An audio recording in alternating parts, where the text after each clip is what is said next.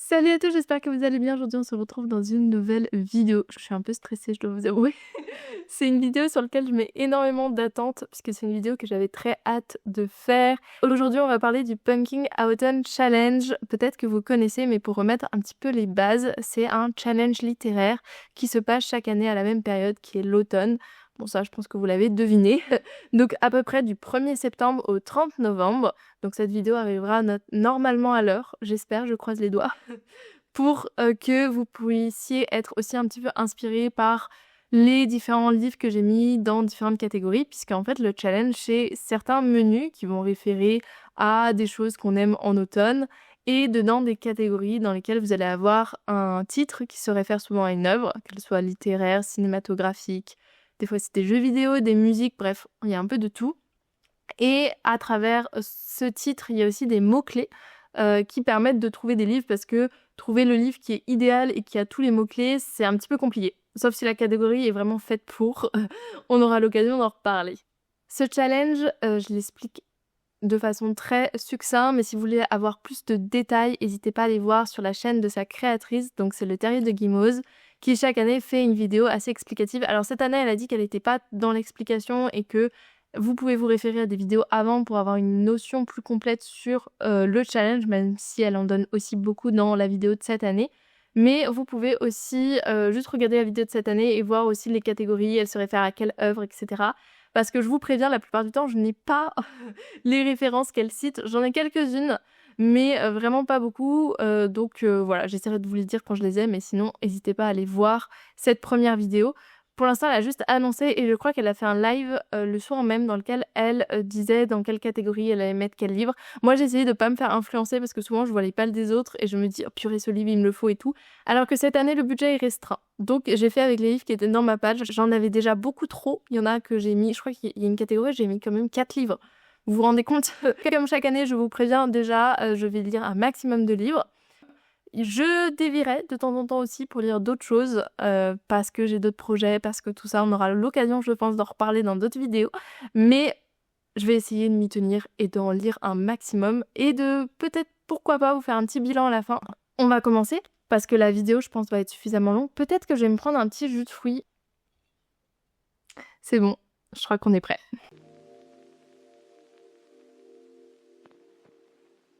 Le premier menu, c'est celui qui revient chaque année, que vous connaissez peut-être si vous avez déjà fait le Pumpkin Autumn Challenge. C'est Automne frissonnant. Et la première catégorie, c'est Monster Match, qui va avoir les mots-clés suivants: Halloween, créature, classique, comédie, danse. Alors moi, dans cette catégorie, je me suis attachée au côté classique, parce que j'ai pas trop l'occasion de lire du classique le reste de l'année. C'est quelque chose que j'ai du mal. J'avoue que je vous avais parlé un peu de classique au début sur la chaîne, et puis petit à petit, j'en ai lu moins. Une envie aussi qui se réduit un petit peu, parce que le classique, faut trouver le bon en fait. Et moi, il y en a beaucoup qui ne me conviennent pas. Donc là, j'ai 2 classiques que j'ai voulu mettre dans cette catégorie. Le premier, c'est Dracula. C'est un livre que j'ai envie de lire depuis très longtemps. Un livre de Bram Stoker. Alors, je l'ai pas avec moi, c'est le seul que j'ai... Enfin, je sais pas si c'est le seul, je vais pas parler trop vite. Non, c'est pas le seul. C'est un des seuls que j'ai pas encore dans ma palle et qu'il faudrait que je me procure pour le lire. Mais Dracula, c'est un grand classique de Halloween, des vampires. Il paraît que c'est plutôt bien, que ça se lit assez bien. Du coup, ça me donne envie. Un autre livre que je veux lire aussi dans cette veine un peu créature, peut-être un peu moins Halloween, autant je reste bien dans les clous des mots-clés avec Dracula, autant là je m'en éloigne un tout petit peu, mais ce livre que j'avais récupéré d'occasion qui s'appelle Amok de Stefan Zweig, je trouve il rentre un petit peu aussi dedans. C'est l'histoire d'un passager dans un train qui va rencontrer un autre passager qui a un peu une présence un peu fantomatique et qui va commencer à lui raconter une histoire. Je sais pas si ça va avoir vraiment un rapport direct avec Halloween, mais je me dis c'est vraiment la période pour le lire. Et je sais pas pourquoi il m'avait intriguée, il n'y a pas grand chose de plus sur la 4e de couverture, mais je me dis voilà, petit livre, il en faut aussi pour les challenges littéraires. Donc on va voir si j'arrive aussi à le lire. La deuxième catégorie, c'est Serez-vous capable de l'arrêter, avec les mots-clés suivants: thriller, enquête, suspense, identité, philosophie, paradoxe, manga. Faut savoir juste, petite parenthèse parce que je l'ai pas dit au début, mais peut-être que ceux qui ont l'habitude sur cette chaîne, vous avez vu que je suis pas du tout dans mon décor habituel, tout simplement parce que je suis chez mes parents et que je ne rentre pas chez moi avant quelques semaines, non, avant la semaine prochaine, mais je pouvais pas attendre pour vous filmer cette vidéo, j'avais trop envie et du coup par conséquent j'ai pris et j'ai annexé la bibliothèque de ma mère, tout simplement, en ajoutant des livres à moi que j'aimais plutôt bien. Bref, parenthèse refermée, du coup la plupart des livres dont je vais vous parler ne sont pas avec moi actuellement, mais je vais quand même pouvoir vous en parler. Donc dans cette catégorie, je me suis dit que j'allais me concentrer vu que je n'aime pas énormément les thrillers. Je peux en lire de temps en temps, mais c'est pas ce que j'aime le plus. Et du coup, j'en profite là pour mettre deux livres un peu spéciaux, vous allez voir. Le premier, c'est Jusqu'à ce que la mort nous sépare de Amélie C. Astier. On va être là sur une enquête liée à la CIA. Donc, il y a une jeune femme qui travaille à la CIA et qui va interroger un serial killer. Sauf que ce serial killer va être très intéressé par elle aussi. C'est une dark romance, donc attention, public averti. Toujours avec Amélie Astier que j'aime beaucoup et j'admire son travail dans cet univers-là, un peu de dark romance, où elle arrive toujours à faire des enquêtes un peu rocambolesques avec, bien évidemment, cette notion-là que c'est un serial killer avec du coup l'enquêtrice. On va voir ce que ça va donner, mais la plupart du temps, elle me déçoit pas et ces dark romances sont très très bien faites. À côté de ça, j'aimerais aussi lire du coup Butcher and Blackbird de Brian Weaver. Là, on est sur une dark romance américaine où on va avoir deux serial killers. Oui, c'est un peu le thème, mais en même temps, c'est Halloween, ça rentre bien dedans. Deux serial killers qui vont plus ou moins se lancer un défi, je crois, de tuer le plus de personnes. Et ils vont un petit peu se rapprocher. Ça me donne envie parce que tout le monde en a parlé, même des gens qui sont vraiment contre la dark romance l'ont lu et étaient plutôt fans de ce livre. Donc je me dis que je prends pas trop de risques à me plonger dedans. La catégorie suivante, c'est ceux qui ignorent qu'ils existent. Avec les mots-clés suivants: fatalité, deuil, esprit, fragment, secret, combat, peintresse, art, œuvre française. Je tiens à dire que pour cette catégorie précisément, et je tiens à le souligner, je connais la référence. Je sais pas si le réel sera encore sorti et si il a été de bonne qualité parce que je l'ai tourné vraiment en face des vagues et sans micro. Mais bon, bref, j'ai annoncé à mon copain que Clair Obscur était une référence dans une catégorie du Bunking Out Challenge et il était trop heureux parce qu'il me bassine avec ce jeu vidéo depuis très longtemps. On a même vu des vidéos ensemble qui racontaient l'histoire de Clair Obscur, donc voilà, je suis pas jeu vidéo donc je me suis pas trop spoilée. Mais c'est vrai que je dois le dire, l'histoire a l'air incroyable, enfin est incroyable de ce que j'ai vu. Et du coup, pour cette catégorie, j'ai deux livres. Le premier livre, du coup, j'ai respecté un peu œuvre française. Le reste, la fatalité peut-être un petit peu, le deuil, je ne suis pas sûre exactement. Et je vais vous parler d'un livre que je pense que c'était pas la première fois que je mets dans un Punky Autumn Challenge, mais j'espère me lancer cette année. J'espérais aussi me lancer cet été, mais j'ai pas eu le temps. C'est La Guilde des Ombres de Anatrice. Le premier tome, bien sûr, puisque je n'ai pas commencé la saga. Ici, on va être sur une jeune femme qui va être recrutée par une guilde pour devenir une assassine. J'en sais pas plus. Je ne sais pas ce qui va se passer. Ma sœur l'a lu. Elle n'a pas forcément été fan, mais ce qu'elle désignait comme des défauts, moi je voyais ça potentiellement comme des qualités. Donc ça m'a pas du tout refroidi et j'ai très très très envie de me plonger dans cette saga où beaucoup de gens en ont dit que du bien. Après, c'est des grosses pavasses, hein. Et ça, je crois que c'est que la partie 1 du tome 1. Et je crois qu'il y a une partie 2. Bref, il y a beaucoup, beaucoup de livres dans cette saga et ils sont pas petits, mais ça me fait pas peur. Je vais me lancer dedans. Le deuxième livre de la catégorie que je voulais lire, c'est un livre qui s'appelle The Death Romantics. Donc là, c'est pas du tout œuvre française, mais ça parle du deuil, ça parle de la mort. C'est un livre de Ashley Poston. Ashley Poston, j'ai lu notamment l'année dernière un livre qui rentre bien dans la catégorie de l'automne. J'ai plus le titre, mais je vous mettrai l'image. J'avais aimé, mais j'avais pas non plus trouvé ça extraordinaire et il y avait rien qui sortait du lot. Et du coup, quand je suis allée au salon du livre cette année, The Death Romantic était en avant-première. Je me suis dit, bon, je le prends. À mon avis, je le lirai pas en avant-première. Je pense qu'il est déjà sorti depuis longtemps au moment où vous voyez cette vidéo. Mais je le prends et je me dis c'est le dernier un peu essai que je donne à Ashley Poston parce que plein de gens l'aiment et peut-être que moi ça marche pas. Donc on va voir. Là on est du coup sur une jeune femme qui perd un membre de sa famille, donc elle est vraiment en deuil. Et en même temps elle essaye d'être écrivaine si je dis pas de bêtises et elle va, euh, elle va avoir un éditeur et son éditeur va mourir du jour au lendemain. Et je crois que c'est un peu une relation entre elle et du coup le fantôme de l'éditeur. Je sais pas du tout ce que ça va donner. Souvent, les livres d'Ashley Poston ne parlent pas que de romance. Enfin, c'est pas juste une romance. Souvent, il y a une réflexion derrière sur la vie. Là, je crois que c'est sur le deuil. Et donc, ça me donne vraiment envie. Et également, à chaque fois, il y a aussi une partie un petit peu magique, paranormale. Et là, du coup, c'est le fait que son éditeur est un fantôme et que c'est un peu le love interest. Donc, on va voir ce que ça donne, mais ça me donne plutôt envie. Par la suite, la catégorie suivante, toujours de Automne frissonnant, c'est les songes maudits. Et dedans, on a les mots-clés vampire, manoir, surnaturel, gothique, horreur, nouvelle. Et là, il y a 2 livres que j'ai mis dedans. Bon, déjà, c'était vraiment tourné vers manoir, vampire. Et des livres avec des vampires, j'en ai beaucoup que je pense vouloir lire, mais je les mets pas là maintenant parce que c'est pas une priorité. Parce que vraiment, les livres que je veux lire avec des vampires, c'est la suite, enfin les spin-offs de la saga Le livre perdu des sortilèges. Je ne sais pas si vous m'avez entendu sur cette chaîne en parler. C'est une saga juste incroyable que je vous conseille à 100% de mettre dans votre palle du Pumpkin Autumn Challenge. Et moi, j'ai lu du coup les 3 livres de la saga originale. Mais il me manque du coup le spin-off sur le fils de Matthew qui s'appelle La Force du Temps et le premier tome de la nouvelle saga qui continue en fait, qui est L'Oracle de l'Oiseau Noir. C'est sorti l'année dernière aux éditions Charleston. Je vous avoue que le livre coûte je crois 27 € et que j'ai pas le budget pour le moment pour l'acheter. Et je veux pas me le prendre en e-book parce que je sais que je vais me l'acheter de toute façon en papier. Donc je sais pas si cette année je pourrais le lire, mais La Force du Temps, il est sorti depuis longtemps et il y en a d'occasion. Donc je vais voir si je me procurerai pas lui, parce que du coup c'est des livres que pour le coup j'ai pas encore dans ma palle. Mais les autres je les ai dans ma palle. Pour vous raconter un petit peu l'histoire de la saga initiale, on est avec Diana, que j'appelle toujours Diana, je ne sais pas pourquoi, ce prénom j'arrive pas à le dire autrement qu'en anglais. On est avec une sorcière donc qui a perdu ses 2 parents. Elle est orpheline depuis petite. Elle a été élevée par ses tantes. Et elle renie un peu tout ce qui est lié à la magie. Elle veut vivre comme une humaine. Elle est chercheuse dans une université, il me semble que c'est Oxford.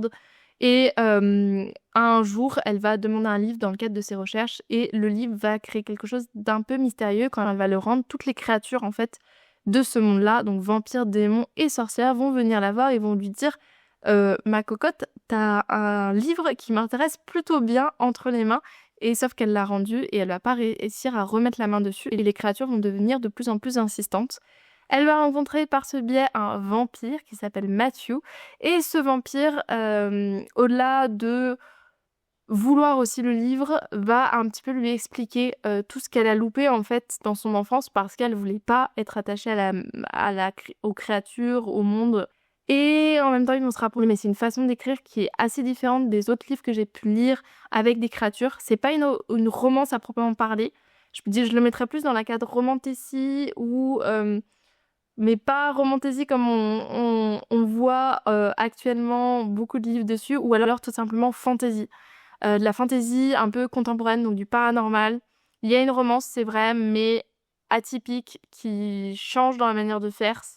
Et surtout, c'est surtout une histoire sur le monde dans lequel on évolue et la quête qui va commencer pour nos 2 personnages. On va passer à Automne extraordinaire, donc un nouveau menu pour le Pumpkin Autumn Challenge de 2025. Donc la première catégorie, c'est la bonne auberge de la pierre levée avec les mots-clés suivants.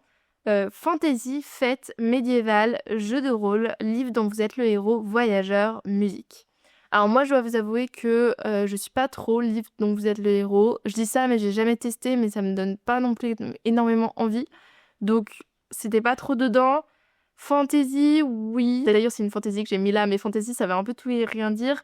Fête, médiévale, musique et voyage, ça m'a fait penser à un livre. Alors il n'est pas directement concerné, mais musique ça c'est sûr. C'est La Tisseuse de Mélodie, un livre que j'avais commencé l'année dernière, qui est sorti. D'ailleurs le tome 2 est sorti aussi.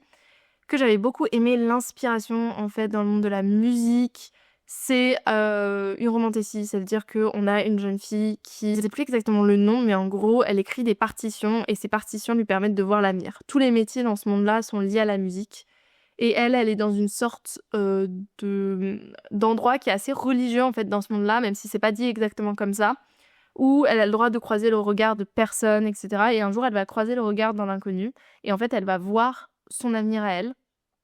Et dans son avenir à elle, il me semble qu'elle tue quelqu'un. et que l'autre est complice. Et du coup, elle comprend pas trop, déjà parce que quelqu'un d'important, elle tue quelqu'un d'important. Elle comprend pas trop parce qu'elle a toujours suivi les ordres et tout ça, qu'elle est pas censée voir son propre avenir. Et en plus, le jeune homme en question, elle le connaît absolument pas. Et donc commence un peu une péripétie parce qu'elle veut pas que cette chose arrive. Et en fait, c'est est-ce que cette chose va véritablement arriver? Est-ce que le fait de l'empêcher va vraiment empêcher la chose d'arriver? Et puis surtout, le complice en question, c'est un homme aussi un peu au pouvoir et tout ça. Et en fait, c'est un peu la déchéance pour eux deux parce qu'ils veulent cacher quelque chose. Mais à force de cacher, ils vont se comporter un peu comme des fugitifs. Bref, je vous laisse voir, mais l'histoire était vraiment plutôt pas mal le début. Et en fait, l'année dernière, j'étais en plein dans un semestre assez compliqué où j'avais besoin de trucs qui étaient simples, où ça me rassurait et tout ça. Du coup, je l'ai abandonné au milieu et j'ai vraiment envie de le reprendre et de pouvoir vous en parler. La catégorie suivante, c'est chaudron, foudre et clair de lune. Et on va être dans la catégorie un peu sorcière avec fantastique, magie, sorcière, potion, infusion, herboristerie, amour, famille. J'ai été tentée de remettre les spin-offs de Le livre perdu des sortilèges, mais c'était un petit peu forcé. Et puis, de toute façon, j'avais d'autres livres qui rentraient dans cette catégorie. Mais vous, n'hésitez pas à le mettre dans cette catégorie. Vous avez compris, je vous pousse à le lire. Donc, dans cette catégorie, j'ai mis un livre trop mignon que je me suis procuré au salon Ready Set Romance l'année dernière, qui s'appelle Karma's Witch, qui est une petite histoire avec une sorcière qui a un mauvais karma. Et bien sûr, une petite romance dans cet univers, ça a l'air trop mignon. La couverture est incroyable. Et je ne connaissais pas du tout cette autrice autopubliée qui s'appelle Charlie Morrigan, mais j'ai hâte de la découvrir à travers ce livre. Non, vraiment, j'ai un truc avec la couverture, je la trouve vraiment trop belle. Elle a décidé de bugger, désolée, lors du montage. La catégorie suivante, c'est le cercle de la comté. Donc là, je crois que c'est un peu tiré un peu du Seigneur des Anneaux, mais pas que. Mais au moins, j'ai un petit peu la référence. Ici, on va être sur les mots-clés fête, gourmandise, réconfort, joie, diversité, singularité, empathie, vivre ensemble. Dans cette catégorie, je vais mettre un livre, je crois que ça fait au moins 2 Pumpkin Autumn Challenge que je le mets, mais cette année, il faut que je lise. On dirait ma palle un petit peu de l'été où je dis cette année, il faut que je le lise. Il y en a que j'ai lu, hein. Il y en a qui sont toujours dans ma palle. Bref, cette année, je lis Sous la porte qui chuchote. C'est un livre de Titi Clown, livre qui est sorti il y a quelques temps, qui parle d'un homme qui va mourir. Je ne sais plus exactement comment, mais je crois que c'est d'une crise cardiaque. Et il va se retrouver un peu dans cet entre-deux, dans une sorte de maison, avec des personnes qui s'occupent de faire passer un peu les gens de l'autre côté. Sauf que lui, il accepte pas du tout sa mort et en fait, il va rencontrer des personnes dans cet entre-deux, parler avec eux, s'asseoir, boire un thé. Et je trouvais que ça faisait très dans la catégorie gourmandise, réconfort. Alors oui, le sujet est sombre, oui, ça parle de deuil et j'aurais pu le mettre dans une autre catégorie, mais en même temps, ça parle aussi de ce truc de pas accepter quelque chose et d'être ensemble, le vivre ensemble et le fait de pouvoir l'accepter ensemble. Je ne sais pas du tout quelles sont les réflexions dans ce livre, mais c'est un livre qui m'intrigue énormément. La catégorie suivante, c'est latte, une variation sophistiquée et crémeuse. Ici, il n'y avait pas vraiment de mots-clés, il faut juste une couverture aux couleurs de un latte. Et du coup, les couleurs, c'est latte, cannelle et cardamone. Et du coup, j'ai trouvé un livre qui rentre parfait dans la catégorie. C'est La Cité aux épines de C.N. Crawford, publié chez Lost Kingdom. Livre qui est assez joli, assez beau, mais qui est assez court aussi pour une fantaisie. Ah oui, c'est vrai! La Cité aux épines, c'est une jeune femme qui va se retrouver pour son anniversaire dans un cachot parce que le seigneur du coin la prend pour un double maléfique. Et du coup, il y a un gros malentendu et elle, tout ce qu'elle veut, c'est retrouver l'assassin de sa mère. Et du coup, elle va faire un pacte un petit peu avec le démon. Je crois qu'il y a un peu du fake dating. Elle va faire semblant d'être sa succube et en échange, il va l'aider à trouver le meurtrier de sa mère. Sauf que elle suspecte que c'est lui le meurtrier. Bref, ça a l'air un peu rocambolesque, un peu romantici, un peu enemies to lovers. Je sais pas du tout ce que ça va donner, mais je vous en donnerai des nouvelles. Ensuite, on passe à Automne rayonnant et là, je me suis un peu déchaînée. Donc, la première catégorie, c'est Je ne couperai pas mes cheveux, je ne parlerai pas moins fort. C'était la catégorie avec les mots-clés mythologie, chasseresse, liberté, émancipation, féminisme. Et j'ai mis 2 livres dans cette catégorie. Le premier qui est plus tourné du coup mythologie, qui est Witch and God, le tome 1 du spin-off qui va être sur un couple que j'avais lu du coup dans le dernier tome des Witch and God, la saga principale, le tome 3. On voyait un petit peu le couple pour la suite. Et ça m'avait donné envie, sachant que j'avais pas fini avec un livre extraordinaire de Witch and God. Le tome 3 m'avait pas fait sauter au plafond. Mais je laisse sa chance à cette nouvelle saga. Les 2 premiers tomes de la saga m'avaient fait un effet de légèreté et de bien-être. Le genre de livre que tu prends, tu t'assois dans un coin, genre en automne, devant la cheminée, t'es juste bien et tu feuillettes le livre et tu te poses pas plus de questions que ça et ouais, t'es bien dans cette petite romance avec tes personnages. Vraiment un effet cocooning et du coup j'ai envie de le mettre là dans cette palle. Et après pour l'effet un peu plus, je sais pas si c'est féministe, mais je trouvais que le speech était vraiment pas mal. C'est le dernier conte, c'est publié chez Hugo Roman et c'est de Alexiane Thiel où l'histoire est aussi un peu rocambolesque, où on a une jeune femme qui vit dans le conte des fées. Et il y a un gros problème avec le conte, alors conte des fées ou conte un peu comme les Disney, enfin de conte, si on dit conte de fées en fait, fairy tales. Et il y a plus d'hommes, il y a plus de princes charmants. Du coup, elle va décider de venir dans notre monde à nous, monde contemporain, et de tout simplement piquer un homme au hasard dans la rue et de l'amener dans le conte des fées. Et je trouve ça incroyable. Et voilà, je sais pas si ça rentre vraiment dans la catégorie féminisme, mais moi j'y crois un petit peu. Je sais pas, il y a un truc un peu rebelle et féminisme dans l'acte. Catégorie suivante, c'est ma meilleure ennemie. Ça vient là de Arcane, mais j'ai la chanson dans la tête. Donc la chanson, je l'écoute, mais Arcane, j'ai pas vu la saison 2. Je vous avoue que c'est pas trop mon type de série. À voir, faudrait peut-être que je le revoie depuis le début, etc. Mais j'ai eu du mal à m'accrocher. Ma meilleure ennemie avec les mots-clés dualité, hiérarchie, inégalité, résistance, rebelle, sacrifice, enemies to lovers et steampunk. Et là, je me suis lâchée, j'ai mis 4 livres. En même temps, c'était un peu le truc où je peux mettre beaucoup de livres. Je suis partie de 2 positions différentes. Steampunk, j'ai totalement abandonné parce que j'en lis très peu. Et à part La Passe Miroir, j'en connais pas trop. Mais on va avoir du coup, d'un côté j'ai mis du coup plutôt la côté romance avec toute la partie loup-garou qui revenait pas trop en fait dans le Punking Out and Challenge et moi j'aime beaucoup lire des livres sur les loups-garous. Donc j'ai le premier qui est Rejeté par la meute qui est un livre de Kate C. Wells et qui est un livre des éditions Ito, donc les poches de BMR où on est sur une jeune femme. Alors le récit me fait un peu peur mais je l'avais pris d'occasion. D'ailleurs, je l'ai là, je suis en train d'en parler et je l'ai juste ici, je crois. Il est là, rejeté par la meute. Donc, c'est l'histoire d'une jeune femme qui se fait un peu déjà rejeter depuis qu'elle est petite. Elle a pas de chance dans la vie, il me semble. Donc, c'est une jeune femme d'une meute de loup-garou qui s'est jamais transformée en loup-garou. Du coup, elle se fait un petit peu rejeter. C'est jusqu'à un jour où elle se rend compte qu'elle est un peu mate avec un alpha. Sauf que l'alpha va aussi la rejeter. Donc, voilà, ça a l'air pas de chance. Mais j'avais besoin et envie de lire des livres sur les loups-garous. Donc même si le résumé me fait un peu peur, je me suis laissée tenter et ça se trouve ça peut faire une très bonne romance. Donc on verra ce que ça donne. Deuxième livre que je voulais lire et j'attends de le lire, je l'ai vraiment retardé pour le Punking Out and Challenge parce que je trouvais qu'il rentrait un peu dans l'ambiance. C'est The Fake Mate. On est ici sur une histoire d'Omegaverse. Je crois qu'il se transforme pas totalement en loup, mais l'univers Omegaverse vient un peu de ce mythe du loup-garou, de meute, etc. Où là, du coup, il y a un alpha et un oméga. Donc l'alpha c'est le mec, l'oméga c'est la meuf.